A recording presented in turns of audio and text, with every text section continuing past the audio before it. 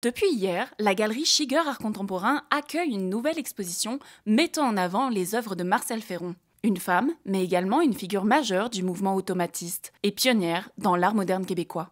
C'est une artiste importante, Marcel Ferron. Une exposition aussi d'envergure. On amène plusieurs œuvres de différentes périodes.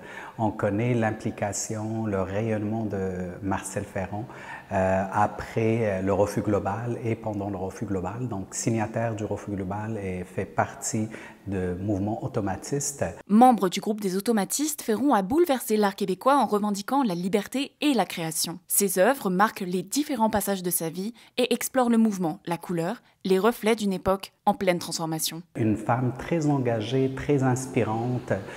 Donc on sait l'impact du refus global sur la modernité, sur la révolution tranquille ici au Québec. Une femme importante, influente dans l'art québécois, mais aussi pour la ville de Québec. Près de 25 ans après sa disparition, ses œuvres continuent d'inspirer. Il y a beaucoup de gens là qui ne savaient vraiment pas le lien aussi que cette dame, grande dame, a avec la ville de Québec. Elle a enseigné à l'école des arts visuels, à l'architecture, mais aussi elle a étudié pendant une année à l'école, à l'ancienne école des beaux-arts de Québec. Et je veux que le public, le grand public, redécouvre ce travail. Donc, puis en le redécouvrant, on veut présenter des œuvres à la hauteur de cet artiste-là qui couvre plusieurs périodes. Fait que c'est pas juste vraiment le travail, mais c'est son parcours qui est aussi inspirant. C'est dans les années 70 qu'elle s'oriente vers la verrerie et la transparence. Une quête de lumière qui se voit à travers ses tableaux, mais aussi à travers des vitraux. Les œuvres de Marcel Ferron, au départ, ils étaient vraiment beaucoup plus sombres,